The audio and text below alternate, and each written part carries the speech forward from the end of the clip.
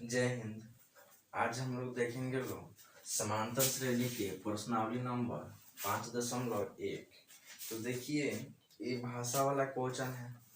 तो बहुत लोग होते हैं कि भाषा वाला क्वेश्चन देखकर ही भाग जाते हैं, बोलते हैं कि ये थोड़ा भारी होगा। लेकिन हम लोग बहुत ही बढ़िया से समझेंगे लोग कि आखिर ये कह क्या रहा है। देखिए, भाषा वाला क्वेश्चन में सबसे पहले हमको समझना होता है कि कह क्या रहा है। उसके बाद अगर समझ गए तो फिर तो हम लोग सॉल्व कर ही देंगे, और सॉल्व होगा क्यों नहीं। चलिए देखते हैं हम लोग पहला प्रश्न है, कह रहा है कि प्रत्येक किलोमीटर के बाद का टैक्सी का किराया जबकि प्रथम किलोमीटर के लिए किराया 15 रुपए है। तो देखिए, हम लोग पहले यहाँ से समझेंगे लोग, जबकि प्रथम किलोमीटर की किराया 15 रुपए है। ध्यान से इसको समझेंगे लोग। हम लोग पहले एक टैक्सी को देखिए, हम लोग पहले क्या करेंगे, जैसे मान लीजिए एक टैक्सी वाला है, ठीक है।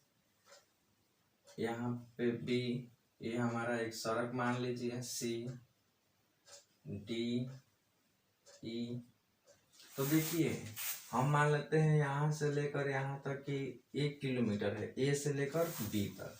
बी से सी तक 1 किलोमीटर है, सी से डी तक भी 1 किलोमीटर है, डी से ई तक भी 1 किलोमीटर है। इस समझने के लिए हम लोग एग्जाम्पल लिए।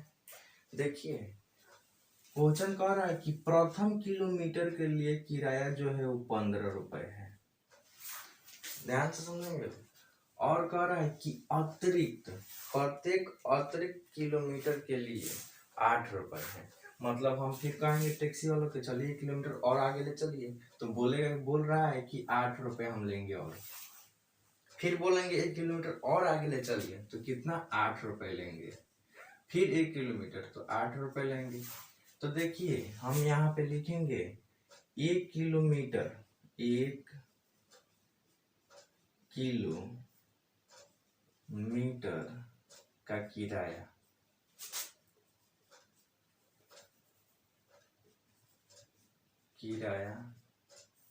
कितना होगा, 15 रुपए। वैसे ही अगर हम 2 किलोमीटर चले गए, 2 किलोमीटर का किराया तो कितना हो जाएगा, 1 किलोमीटर हम गए तो 15 रुपए, फिर 1 किलोमीटर चल गए तो 8 रुपए। तो दोनों को ऐड करेंगे तो कितना हो जाएगा, 23 रुपए। वैसे ही अगर हम 3 किलोमीटर गए, 3 किलोमीटर का किराया कितना हो जाएगा, तो देखिए 1 किलोमीटर 15, फिर 1 किलोमीटर 8, फिर 1 किलोमीटर 8, तो सबको ऐड करेंगे तो ये 1 3 किलोमीटर होगा। किराया कितना हो जाएगा, तो 23, 8 कितना हो जाएगा, 21। अब देखिए, फिर मान लीजिए हम 4 किलोमीटर गए, ऐसे ही आगे बढ़ते रहेंगे तो यहाँ पे फिर 8 ऐड कर दीजिए तो 39। ऐसे ही फिर आगे बढ़ते जाएंगे तो हम लोग ज्यादा नहीं निकालेंगे, क्योंकि हम लोग को चेक करना है कि समांतर श्रेणी में है कि नहीं। तो कैसे पता करते हैं समांतर श्रेणी में है कि नहीं, चलिए आगे देखते हैं लोग। हम यहाँ पे लिखेंगे लोग संख्याओं का सूची, जो हमारी संख्या है उसकी सूची लिख रहे हैं लोग। तो देखिए, आया है हमारा 15, 23, 31, 39, ऐसा ही आएगा, ठीक है। तो अब देखिए, ये हमारा एक श्रेणी हो गया, संख्याओं का सूची। तो अब इसको हम लोग चेक करेंगे लोग कि समांतर श्रेणी में है कि नहीं। तो हम लोग पहले भी पढ़ चुके हैं लोग कि कैसे चेक करते हैं कि समांतर श्रेणी में है कि नहीं। तो देखिए, हम लोग पढ़े हैं लोग कि अगर दो समांतर श्रेणी के किन्हीं दो पदों का बीच का अंतर अगर समान, जैसे यहाँ की अंतर निकालेंगे तो समान, यहाँ का अंतर जो भी होगा यहाँ का अंतर के बराबर होगा, फिर यहाँ का अंतर के बराबर होगा, तो उसे कहते हैं समांतर श्रेणी। तो चलिए आइए हम लोग यहाँ पे देखते हैं, लोग निकालते हैं हम लोग का चीज, सार्व अंतर। तो सार्व अंतर यानी डी। तो चलिए पहले निकालें तो D1 मान लीजिए, तो ए निकालेंगे यानी D1, तो A2, तो A2 देखिए A1 A2 A3 A4 ऐसे ही बढ़ेगा। तो A2 माइनस A1, तो A2 यहाँ पे कितना है, 23। तो 23 माइनस कितना 15 बराबर कितना हो जाएगा 8। वैसे ही अगर हम D2 निकालें तो देखिए A3 तो A1 A2 A3 कितना है 31 माइनस A2 तो कितना है 23 इक्वल टू 8। वैसे ही अगर हम D3 निकालें तो देखिए कितना हो जाएगा 39 माइनस 31 कितना आएगा 8। अब देखिए यहाँ पे सार्वंतर तीनों समान आ रहा है, 3 को चेक करेंगे लो बस समान आ गया तो बस क्या है एपी में है। तो यहाँ पे लिख देंगे लो अतः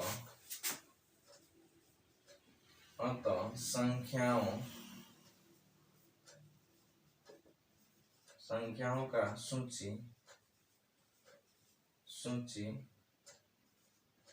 एपी में है तो क्यों है तो क्योंकि सार्वंतर समान है। बस हम लोग को इतना ही लिखना है।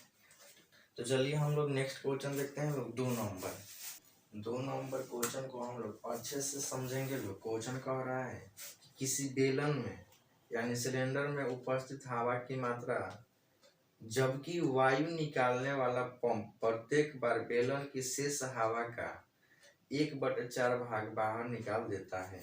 तो चलिए सबसे पहले हम एक सिलेंडर बना लेते हैं। मान लीजिए यह सिलेंडर है तो सबसे पहले हम यहाँ पे मान लेंगे माना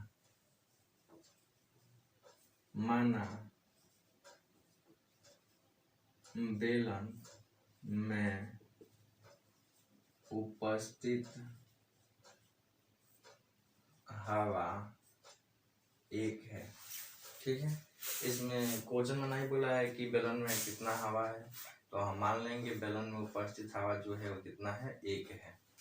अब जैसे क्वेश्चन कह रहा है वैसे हम लोग इस क्वेश्चन को सॉल्व करेंगे लोग। तो देखिए क्वेश्चन कह रहा है कि प्रत्येक बार बेलन की शेष हवा का 1/4 भाग क्या निकाल देता है बाहर निकाल देता है।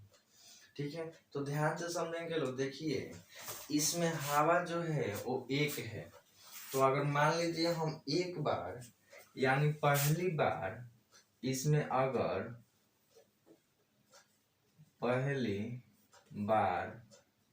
अगर हम पंप को दबाते हैं, पंप को दबाने पर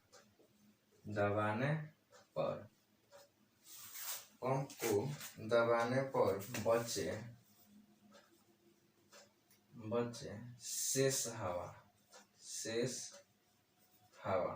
तो यहीं पे अब हम लोग ध्यान से समझेंगे। इसमें जो हवा की मात्रा है वो 1 है।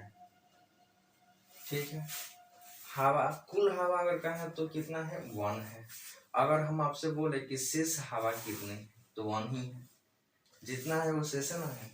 अब देखिए कह रहा है कि इसमें प्रत्येक बार बेलन की शेष हवा का 1/4 निकलता है, तो कुल तो भैया कितना है 1 है, तो शेष भी 1 ही है। ठीक है, अब कह रहा है कि 1/4 भाग जो बाहर निकल जाता है, कितना 1/4, यहीं पर क्वेश्चन है कि कितना निकल जाता है 1/4। कह रहा है कि शेष हवा का 1/4, ध्यान से समझेंगे लोग, शेष हवा का 1/4 क्या होता है बाहर निकल जाता है। तो कुल में से हम घटा देंगे शेष हवा का कितना 1/4। तो देखिए हम लोग इसको सॉल्व कर लेंगे।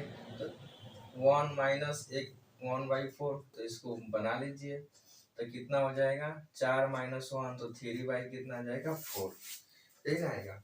अब देखिए अगर मान लीजिए हम दूसरी बार फिर दबा रहे हैं क्या चीज पंप, दूसरी बार पंप को दबाने पर बचे शेष हवा। तो देखिए अब ध्यान से समझेंगे लोग, इसमें अब हवा कितना रह गया है 3/4। यही है क्वेश्चन, बहुत बढ़िया क्वेश्चन है ये। ठीक है, तो कितना है 3/4 है इसमें हवा। अब देखिए शेष भी है कितने 3/4, और निकल कितना रहा है, तो शेष क्वेश्चन है कि शेष हवा का 1/4 भाग, शेष हवा का कितना 1/4 भाग इसमें निकाले हैं हवा, तो कुल हवा इतना बच गया, तो कुल हवा इतना ही तो शेष है, तो इतना ही है, तो शेष हवा का 1/4 भाग क्या करना है, निकाल देना है। तो निकाल दीजिए, तो 3/4 माइनस 3 यहाँ पे कितना हो जाएगा 16, एलसीएम कितना हो जाएगा 16, 4 चौका 16 और 4 3 12, यहाँ पे 3, तो 9 कितना हो जाएगा 16। अब देखिए फिर शेष, तो फिर तीसरी बार, तो यहाँ पे तीसरी बार पंप दबाने पर शेष हवा, तो देखिए फिर शेष हवा, तो यहाँ पे मान लीजिए कुल कितना है 9/16 माइनस शेष तो भी इतना ही है, तो 9/16 निकालना कितना है, तो निकालना है हम लोग को शेष हवा का 1/4 भाग, 1/4 भाग, तो फिर क्या करेंगे, तो 9/16 माइनस 9 कितना हो जाएगा 64, तो एलसीएम कितना हो जाएगा 64, 16 चौका 64, 36 हो जाएगा यहाँ पे ना जी, 64 9 ये हो जाएगा कितना 27/64, तो हमारा ये आ गया 3 गो संख्याओं की सूची। तो इसी को हम लोग रख कर देख लेंगे लो क्या समांतर श्रेणी में है कि नहीं। तो चलिए यहीं पे चेक कर लेते हैं लोग, लिख लेंगे लोग यहाँ पे संख्याओं का सूची, संख्याओं का सूची। तो देखिए जो संख्या हम लोग का आया है वो आया है कितना 3/4, सॉरी ये पहले ही 1 है, तो 1 से शुरुआत होगा, कुल पहले 1 ही था और इसमें से घटाए तो 1, और फिर कितना है 3/4, फिर कितना है 9/60, फिर है 27/64, ऐसे ही निकलेगा हवा। तो अब देखिए इसको आप एपी घटा कर देख लेंगे, D1 निकाल लेंगे, फिर D2 निकाल लेंगे, फिर D3 निकालेंगे। जब आप निकालेंगे तो ये देखेंगे कि सार्वभौम अंतर समान नहीं है। जब इसका सार्वभौम अंतर समान नहीं होगा तो क्या होगा, यह एपी में नहीं होगा। तो चलिए वो भी चेक कर लेते हैं। इसको पहले हम यहाँ पे मिटा दे रहे हैं और यहाँ पे हम चेक करके दिखा दे रहे हैं। तो देखिए हमारा D1 जब आप निकालेंगे तो D1 निकालेंगे यानी A2 और माइनस क्या करेंगे A1, तो 3/4 माइनस 1, तो एलसीएम जो होगा वो 4 होगा, यहाँ पे हो जाएगा 3 और माइनस कितना हो जाएगा यहाँ पे 4, यही ना, तो आएगा यहाँ पे, तो ये कितना हो जाएगा -1/4।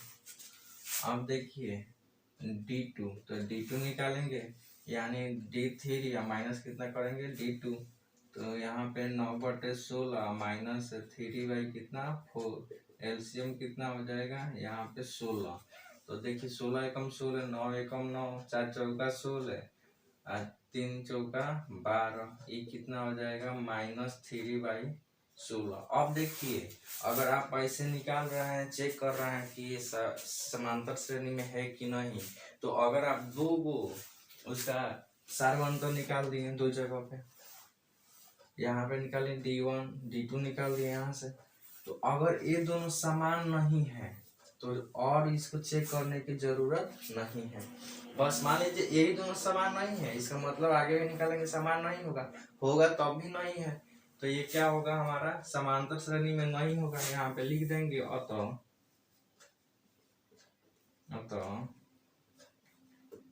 संख्याओं का सूची समांतर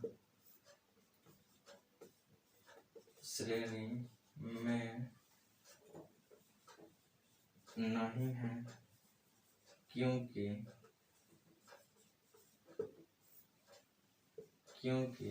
सार्वभौम अंतर जो है वो क्या है, समान नहीं है। सार्वभौम अंतर समान नहीं है। बस इतना ही चेक करना था। तो देख रहे हैं, अब देखेंगे हम लोग नेक्स्ट क्वेश्चन। लो 1 का 3 नंबर क्वेश्चन कह रहा है प्रत्येक मीटर की खुदाई के बाद एक कुआं खोदने में आई लागत, जबकि प्रथम मीटर खुदाई की लागत कितनी है? 150 रुपये। तो यहीं पे ध्यान से समझना है, प्रथम जो मीटर है उस खुदाई में लागत कितनी है? 150 रुपये है। और कह रहा है बाद में प्रत्येक मीटर की खुदाई की लागत कितनी है? 50 रुपये है। तो देखिए ये सबसे इजी क्वेश्चन है। मान लीजिए हम एक कुआं किसी मजदूर से खुदवा रहे हैं या खुद ही खोद रहा है, तो मान लीजिए वो पहला मीटर अगर खोद रहा है तो उसका जो रुपए है वो 150 रुपये है। उसका मजदूरी कितना है? 150 रुपये। फिर अगर मान लीजिए यहाँ से यहाँ तक 1 मीटर है, फिर मान लीजिए 1 मीटर और अगर खुदवाना चाहते हैं नीचे, तो ये क्या होगा? 50 रुपये बढ़ेगा। यही ना क्वेश्चन कर रहे हैं? हाँ यही है, 50 रुपये एक्स्ट्रा और लगेगा। फिर मान लीजिए और बढ़ेंगे तो फिर 50 रुपये और बढ़ेगा। तो यहाँ पे लिखेंगे लोग हम लोग कि 1 मीटर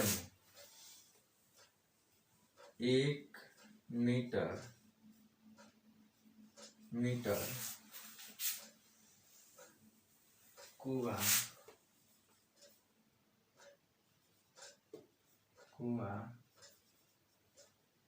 खोदने का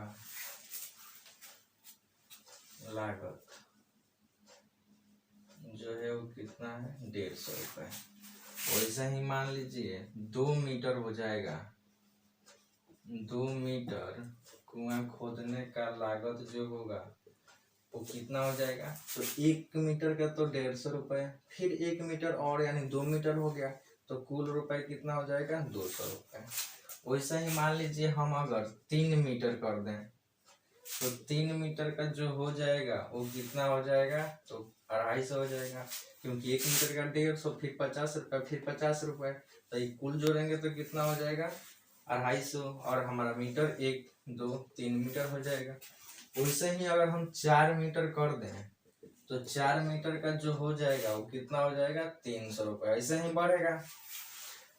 तो अब देखिए यहाँ पे जो संख्याओं का सूची आ रहा है, संख्याओं का सूची वो हमारा है 150, 200, 250, कितना? 300। ऐसा ही बढ़ते जाएगा। तो देखिए यहाँ से हम चेक कर लेंगे कि समांतर श्रेणी में है कि नहीं। तो देखिए D1 चेक करेंगे तो यही ना, A2 माइनस A1, तो 200 माइनस कितना? 50, सॉरी 150, तो कितना आएगा? 50। ऐसे ही D2 निकाल लेंगे तो 250 माइनस कितना? 200, 50। यहाँ भी समान है। एक और चेक कर लेते हैं D3, तो 300 माइनस कितना? 250, तो कितना आएगा? 50। देखिए तीनों समान है। जब तीनों समान होगा तो हम लिख देंगे अतः संख्याओं का सूची AP में है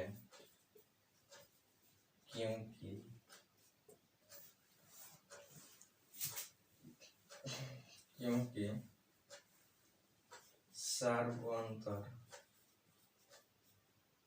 सार्वंतर क्या है जी? समान है। बस इतना ही चेक करना है। अब देखेंगे हम लोग नेक्स्ट क्वेश्चन जो 4 नंबर है और 1 नंबर का अभी लास्ट बचा है। क्वेश्चन है 4 नंबर, खाते में प्रत्येक वर्ष का मिश्रित धन जबकि 10,000 रुपये की राशि 8% वार्षिक की दर से चक्रवृद्धि ब्याज पर जमा की जाती है। अब देखिए सबसे पहले हम लोग ये समझेंगे लोग कि चक्रवृद्धि ब्याज होता क्या है। देखिए बहुत लोग पढ़ चुके हैं, लोग जो नहीं पढ़े हो वो देखिए सिंपली भाषा में समझेंगे लोग और बहुत ही आसान। जैसे मान लीजिए हम किसी को 100 रुपये दे रहे हैं, ठीक है, ध्यान से समझेंगे लोग। मान लीजिए हम 100 रुपये दे रहे हैं और हम बोल रहे हैं कि 1 साल के बाद हमारा जो ब्याज होगा वो 50 रुपये होगा। ब्याज कितना होगा? 50 रुपये होगा। 100 रुपये दी हैं, 1 साल में कितना ब्याज होगा हमारा? तो 50 रुपये होगा, मान लीजिए, ठीक है। तो अब देखिए वो हमको अगले साल जब रिटर्न करेगा तो 150 रुपए करेगा, ठीक है। अगर मान लीजिए फिर एक साल और रख रहा है तो देखिए अब जब एक साल रख रहा है ना जी, तो देखिए पहले हम 100 रुपए दिए थे तो ब्याज हमारा 50 रुपए था, यानी 100 रुपए का 50 रुपए ने 100 जो रुपया है उसका आधा ब्याज हम मांग रहे थे। तो अब उसके पास जो कुल रुपया हो गया हमारा वो 150 रुपए हो गया। तो अब जब 150 रुपए होगा तो ये हमारा हो जाएगा मूलधन। यानी चक्रवृद्धि ब्याज में यही होता है कि हर साल जो मूलधन होता है वो बदलते रहता है। तो पहले मूलधन था हमारा 100 रुपया, तो 100 रुपया था, अब 50 रुपया हम ब्याज उनसे लेंगे तो अगले साल कितना हो जाएगा 150 रुपए। अब फिर अगर रख रहे हैं एक साल के लिए तो हमारा जो मूलधन हो जाएगा कितना 150 रुपए। तो अब हम जो लेंगे वो 150 रुपए का ब्याज लेंगे, तो 150 का कितना हो जाएगा 75 रुपए। वैसे तो देखिए 100 रुपए का हम 50 रुपए ले रहे हैं, यानी 100 का आधा कितना ले रहे हैं 50। सपोज कीजिए वैसे ही मान लीजिए हम ये क्या हो गया आधा ले रहे हैं, तो अब जब हम लेंगे उनसे तो 150 रुपए लेंगे, लेकिन वो बोल रहे हैं नहीं हम एक साल के बाद देंगे, और तो फिर देंगे तो उनके पास जो हमारा कुल रुपए हो गया वो कितना हो गया 150 रुपए हो गया। तो 150 हो गया तो अब कितना ब्याज देंगे फिर 75 रुपए देंगे एक साल बाद। अगर मान लीजिए फिर रख रहे हैं एक साल के लिए तो कुल जो हमको लौटाएंगे वो 200 कितना 25 रुपए लौटाएंगे। अब बोल रहे हैं नहीं एक साल और रुक जाइए, तो फिर एक साल और रुक जाएंगे तो हमारा अब कितना ब्याज हो जाएगा तो 112 रुपए 5 पैसे इतना हो जाएगा, क्योंकि हम इसका आधा मांग रहे हैं ब्याज। तो ये हमारा जो हो गया ये चक्रवृद्धि ब्याज का काम करेगा। तो सिंपली भाषा में समझेंगे लोग कि क्या होता है मूलधन हर साल बदलते रहता है, ठीक है। तो वैसे ही चलिए क्वेश्चन है, क्वेश्चन जो अभी हम पढ़ भी चुके हैं क्वेश्चन क्या है। तो इसमें जो मूलधन दिया हुआ है वो 10 वर्ष दिया है, सॉरी 10,000 रुपए दी है। मूलधन जो कितने हैं 10,000। तो देखिए यानी सीधा एक वर्ष, तो एक वर्ष के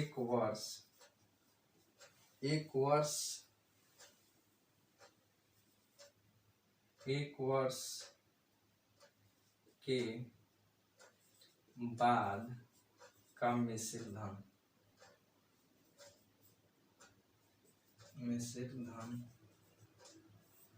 एक वर्ष के बाद का मिश्रित धन। तो हम लोग को निकालना है एक वर्ष, ऐसे ही 2 वर्ष 3 वर्ष। तो सबसे पहले हम देखेंगे एक वर्ष। तो देखिए फार्मूला हम लोग P गुने 1 प्लस R बटे कितना 100। तो देखिए P यानी मूलधन दिया हुआ है, R यानी जो दर है वो है, तो यहाँ पे 10,000 1 प्लस R कितना है 8 क्वेश्चन में दिया हुआ है 100। तो इसको 10,000 रहने दीजिए, एक कटा दीजिए तो कटेगा कितना हो जाएगा यहाँ पे यहाँ तो हो जाएगा 4, 25 से कटा दीजिए तो 2 आई कितना हो जाएगा 25। तो अगर आप बना रहे हैं एलसीएम तो ये हो जाएगा 25 2 27 बटे कितना हो जाएगा 25। तो गुना यहाँ पे कटाएंगे तो 25 चौका कितना होगा 100। तो 25 चौका 100 यानी 400 यानी 400 गुने कितना हो जाएगा 27 कर लीजिए। तो यहाँ पे इसको जब गुना करेंगे तो ये आपका आ जाएगा 10,800, यानी एक वर्ष के बाद जो हमारा आएगा वो मिश्रित धन कितना आएगा 10,800। वैसे ही हम 2 वर्ष के बाद का मिश्रित धन अगर हम निकालेंगे लो तो कितना हो जाएगा। तो देखिए P गुने यही फार्मूला लगेगा, लेकिन आपसे बताएं कि क्या होता है मूलधन हर वर्ष क्या होता है बदलते रहता है। तो अब यहाँ पे जो हो जाएगा वो मूलधन कितना हो जाएगा 10,800।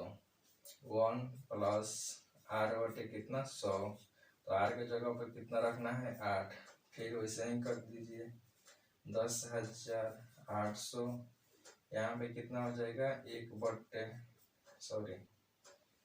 2 बटे कितना हो जाएगा 25 सही ना होगा। तो यहाँ पे देखिए 10,800 गुने कितना हो जाएगा 27/25। तो फिर कटा दीजिए। तो देखिए जब कटाएंगे तो ये आपका 25 से इतना कटाएंगे तो 432 आएगा।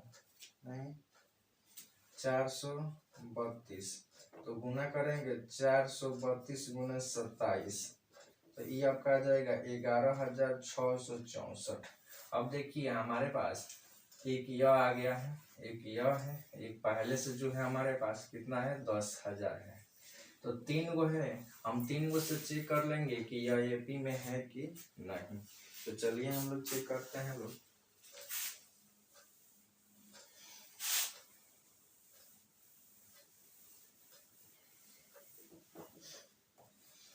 चलिए पहला हमारा है कितना 10, यहाँ पर लिख लेंगे लोग। प्राप्त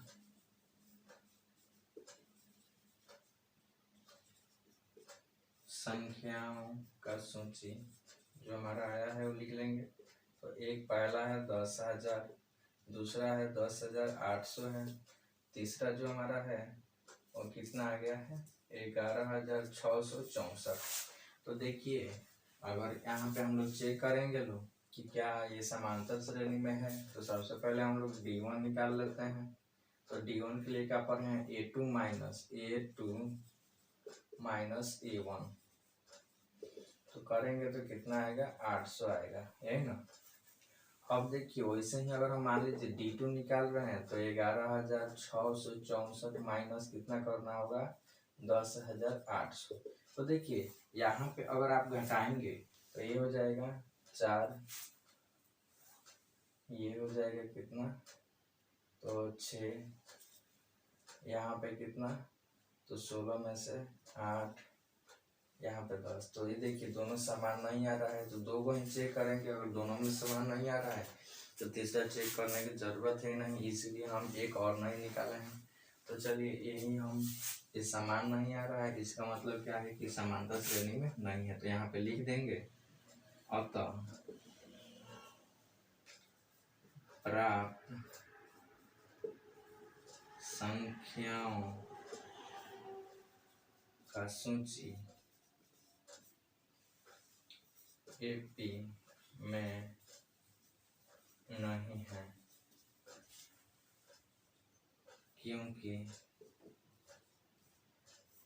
क्योंकि सार्वंतर जो है वो समान नहीं है। तो यहाँ हमारा 1 का ही 4 नंबर था, कंप्लीट हो गया। अब हम लोग देखेंगे लोग नेक्स्ट वीडियो में 2 से शुरुआत करेंगे लोग। अगर ये वीडियो अच्छा लगा हो तो लाइक कर दीजिए और अपने दोस्तों के पास शेयर भी कीजिए, और हमारे वीडियो पर हमारे चैनल बनाए हैं तो सब्सक्राइब भी कर दीजिए। मिलते हैं अगले वीडियो में, तब तक के लिए जय हिंद।